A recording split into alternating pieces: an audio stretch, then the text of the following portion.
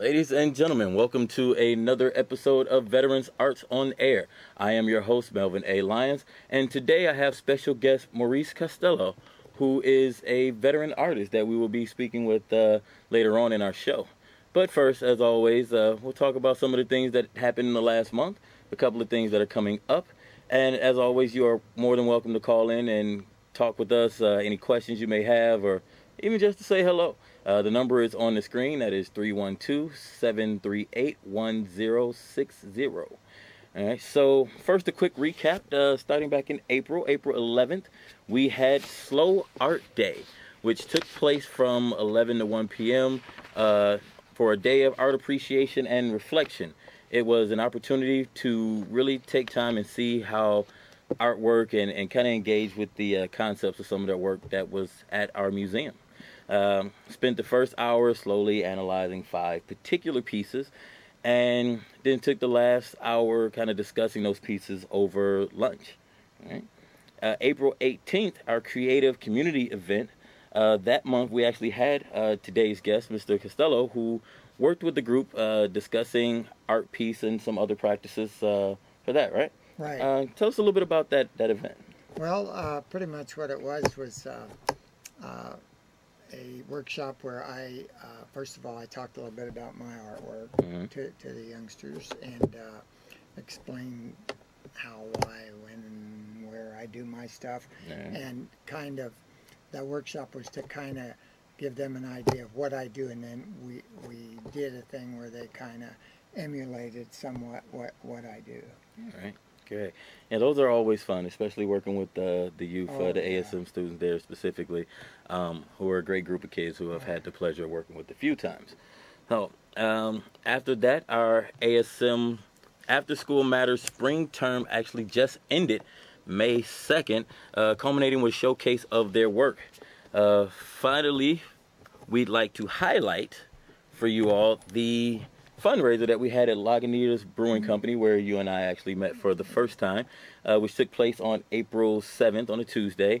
Lagunitas sold their products while donating 100% of the profits to the National Veterans Arts Museum. So we were very thankful for that. It was a great turnout. The silent auction also went very well for that event. So I was glad to see some familiar faces, talk with some veterans who I hadn't met yet, and just kind of giving the people a chance to meet the staff and the people who are working day to day behind the scenes at the museum. All right. Now, on to our upcoming events. Starting this Saturday, May 9th, you will have the creative community scratch and tag at Genesis Art Supply Store, which will be from 2:30 to 5:30. This event will be a family-friendly day of conversation, demonstrations, workshops, and performances focused on the graffiti arts culture. The music for that event will actually be provided by myself, and we will have some featured artists, Trickster, Merlin, Opic, Stuart Hall, and many others who will actually be there that day. So if you are available, please feel free to come down. Again, that is the Genesis Art Supply Store. We will be doing the scratch and tag. I'm planning on being there. Oh yeah, it's gonna be a lot of fun. I'm actually really excited. I've been taking this whole week in the middle of my month-long birthday celebrating, like really gearing up for this event. Like this is gonna be a big one for us, which is actually great because tomorrow my group, the Microphone Misfits, will be performing for Military Appreciation Month out at O'Hare in the International Terminal. So something else that veterans, if you are actually out traveling, will be able to stop out. If you're in the International Terminal, come out from 2 to 5. The Microphone Misfits will be out performing. So one of those things I love about the month of May, not only my birthday and all of those celebrations, but I got Memorial Day, which the museum usually unveils a new gallery, a new exhibit during that time. So it's going to be a great time. And all of that will be starting again this Saturday with the official creative community event. And again, 2:30 to 5:30 at Genesis Art Supply. Also, 100 Faces of War Experience will be up until May 15th. All right, so that exhibit will be closing. The 100 Faces of War show the artwork of a particular artist and 100 different people that he painted, and all of those some of the stories behind those people, which it's an amazing exhibit. So if you haven't seen it yet, May 15th will be the last time for you to go ahead and check that out while it is still at the museum. And after that, the museum will be closing from May 16th through May 24th, gearing up for our next exhibit, which will be unveiled on Memorial Day, Monday, May 25th, which is the Joe Bonham Project, drawing the stories of America's wounded veterans. This exhibit will be running from May 25th till August 28th of 2015. So on that opening day, as always, there'll be a reception at the museum from 1 until 5. We'll have speakers at 2 o'clock, the chairman of the board, the executive director, and Michael D. Fay, founder of the Joe Bonham Project. Light refreshments will be provided. If you are attending, please RSVP at info@nvam.org or subscribe to the monthly newsletter, and you will receive an electronic invite that way. All right, and now to one of my favorite parts of our show, where I get to spend a little time talking with our guests. So, a little bit of background about Maurice Costello. He was born in Clinton, Indiana, served in Vietnam in the U.S. Army under the 196th Light Infantry Brigade from 67 until 68. All right? Right. All righty. So we're going to go ahead and jump right into it. Tell us, how did your artwork become part of the National Veterans Arts Museum permanent collection? Well, I found out about the museum when it used to be on Indiana. I think I found out about it in 2007 or 8 or something, around there. But my daughter and her husband, they live in Oak Park, Illinois, and so I started coming up to see them, and they mentioned one day that did you know there was a Vietnam Veterans Museum there? And I said, no, I didn't know it. Right. So next opportunity I had, which wasn't very long after that, I went there and I saw the work, and I went, wow, this is awesome. I didn't know this existed. And I had done these pieces already, the pieces that are in it. And so I asked how you could submit and maybe show some work. And they told me, and I submitted. Oh, well, at least I thought I did, and a long time went on, about a year, and I hadn't heard from them. So I contacted them again, and they said, well, resubmit. We'd really be interested. And when they saw it again, they said, Jerry, I forget, I don't know how to pronounce his last name, but anyway, he was the director at the time. He said, oh yeah, we want it, and they put it in the museum there on Indiana, and made me Artist of the Year at the museum. They hung it for a whole year, so I was pretty happy about that. And then as it got farther along, I thought, this is the place for them. I did them just for me and to do them, and I thought, well, this is where they should hang. They shouldn't be, they're rather large anyway. I don't have room in my house. So I said, yeah, this is the place. So I asked them, if they would want them for their permanent collection. They said, yeah, and the rest, as they say, I guess, history. All right. So for those of you who have not seen the piece that we are actually referring to, which is called Autobiography, which is seen not to its best glory in these particular photos. However, as I mentioned to you the first time we met, this is without a doubt one of my favorite pieces at the museum, and every time I go, I stare at them and I see something different in them. So can you tell us a little bit about the piece that we're looking at here? Yeah. Originally, I did the piece that is the soldier when I was in Vietnam. That was the first piece that came to mind, and actually popped in my head in about 1998. It was about 30 years after Nam. I hadn't really ever done very much work in regard to it or thought about, my experiences and everything there. So I decided to do a piece, and actually I was designing for a t-shirt contest. I lived in Kokomo, Indiana at the time. I've been around the last few years. But Kokomo has a Vietnam Veterans reunion every year, and has had for, I think, about 30 years.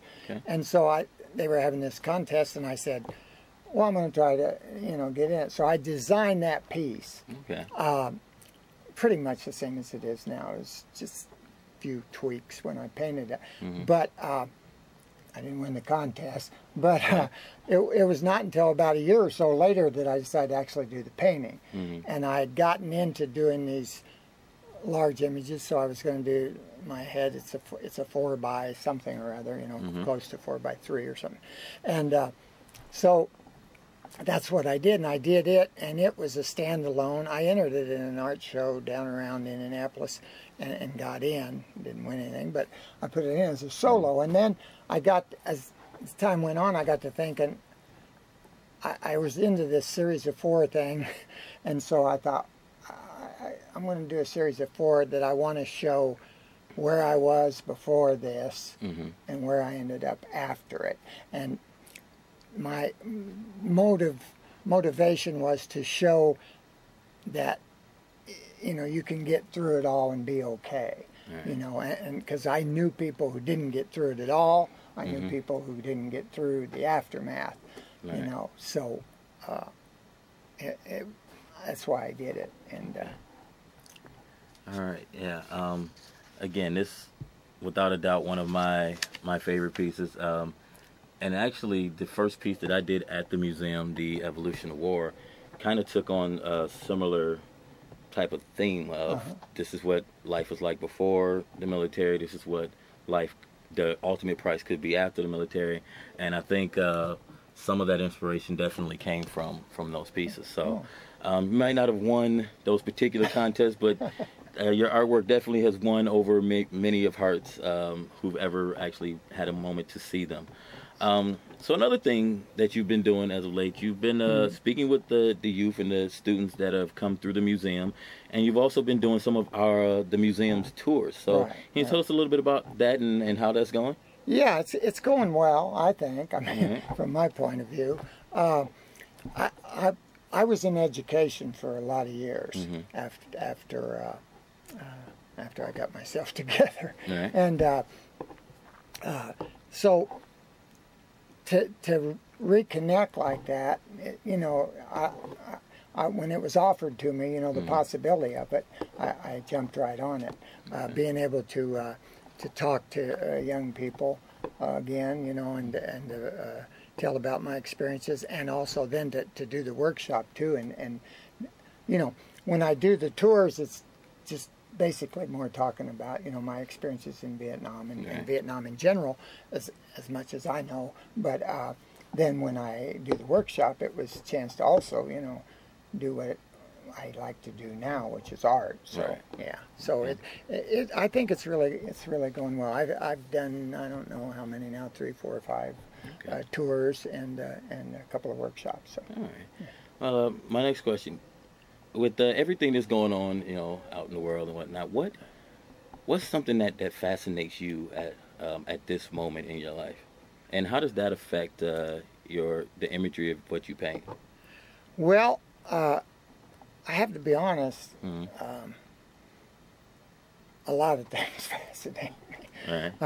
As it should. Yeah, I tend to find life pretty fascinating, and so, and I love to observe art, everybody's art, and so whether it's going to the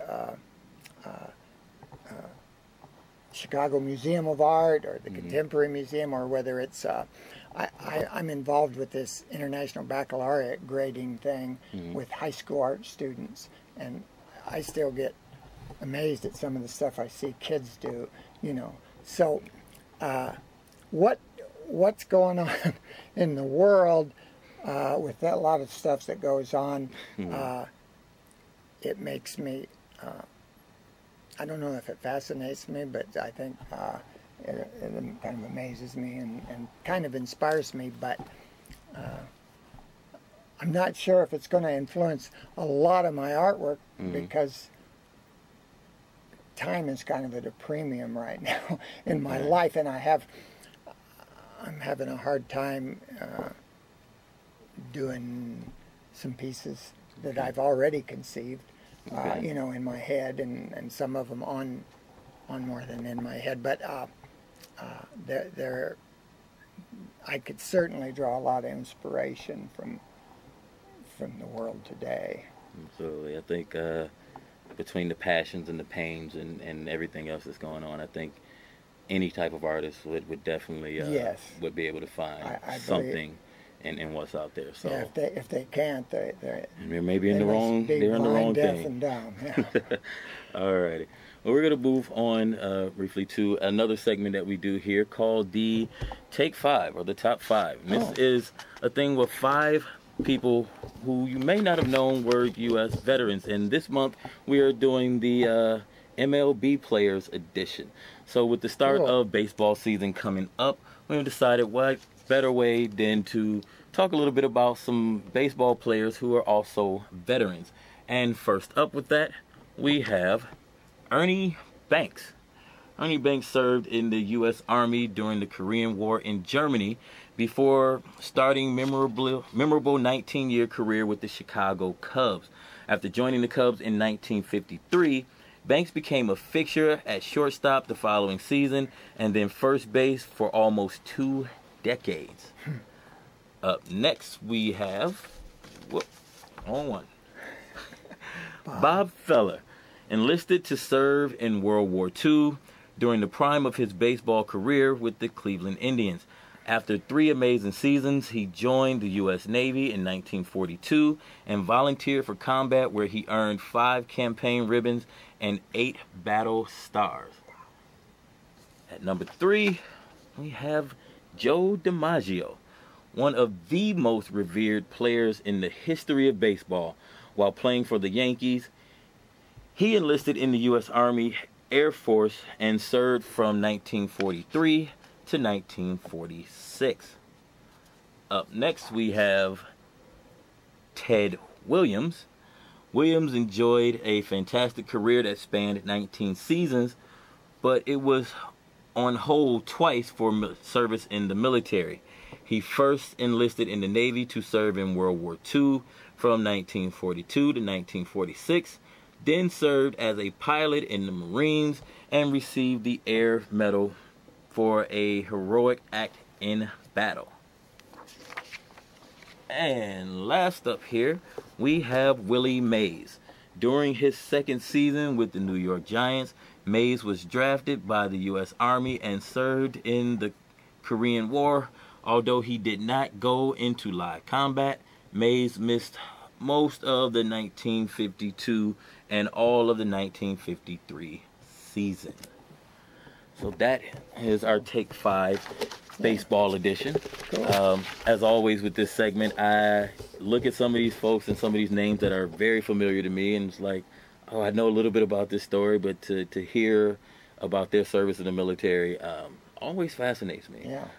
Because you just never know. Like, you can never really tell just by looking at someone what they've done or what they've been through. And so to hear that, you know, some of these people who, Willie Mays especially for me, knowing that this person was someone who actually served in our military was a phenomenal thing. So we will be back again with this one, with our next month's segment.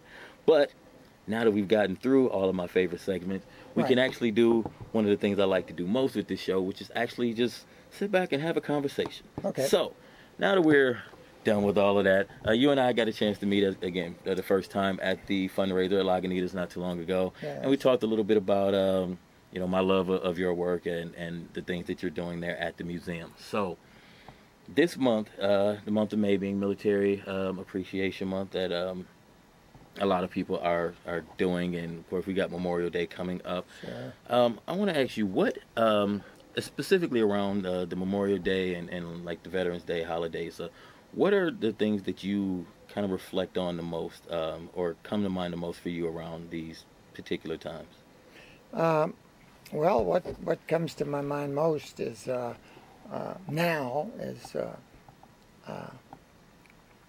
not just my service, but the service of you know, a lot of other folks. Mm-hmm. And I try to thank everybody anymore that I see, you know, for their service.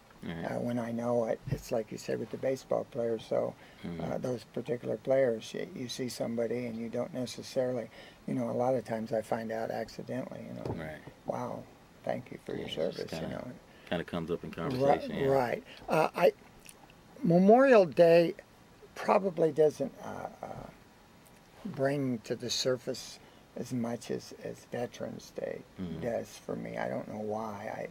I'm being from Indiana, that darn race in Indianapolis probably starts...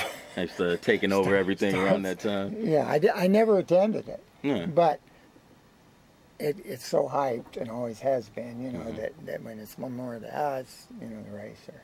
So, but Veterans Day is when I think I do the most reflection and most thinking about all who served us. I think I'm the same way, maybe for a different reason. For me, like coming up, when I hear Memorial Day, I didn't equate Memorial Day with military service. To me, I equated Memorial Day with barbecues, cookouts, going to the beach, and light fireworks.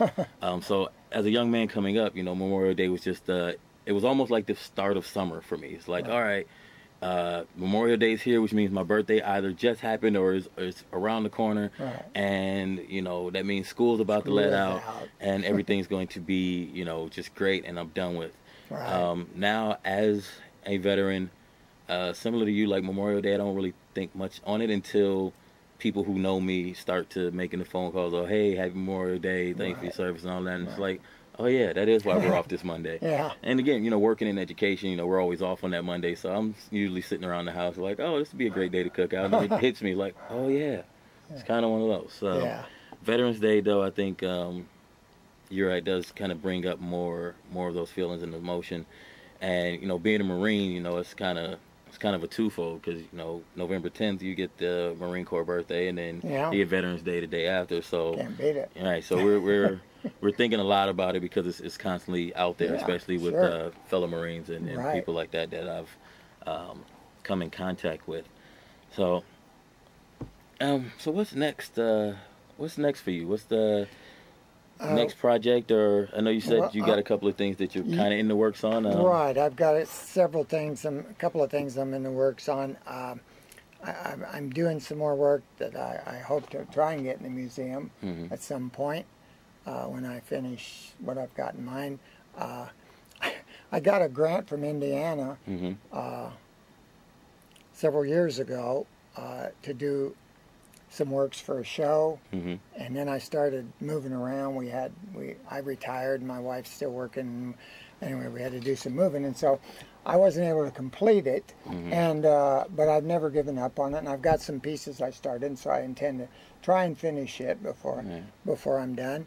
And I'm painting a mural on my grandkids' wall right now, and also I'm going to apply.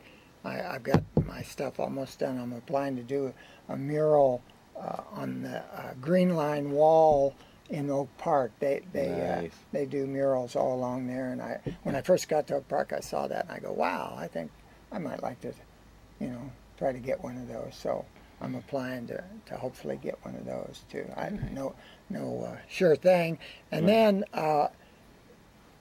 in my spare time, we just bought a house for later on for retirement in Florida, and I'm going to have to go down this summer and do some remodeling on it, since I'm not busy. So. I'll take the time and hit the road. I've been supposedly making my way down to Florida now for about 8 years or so, and haven't made it yet. Well, first of all, every time I get geared up to go, hurricane season seems to kind of pick up, and I just don't want to do it. Yeah, that'll with some of the controversy and things that were kind of swarming around Florida for a while, it's like it wasn't really a place that was high on my list of things to go. I'll just bet, yeah. But who knows? One of these days, after you guys are all moved down, I'll have an excuse to come down and hang out. You can come down anytime you want. All Visit me. Good to go. Well, as always, it has been a pleasure hanging out and talking with you. I'd like to thank everyone for tuning in. Our producer sitting over here in the corner, Destiny, thank you. And we will see you all again next month in June with updates on how everything went here in May. We'll have some other guests for you, another top 5. And yeah, we'll see how things are going from there. So peace and blessings, and we'll see you all next time.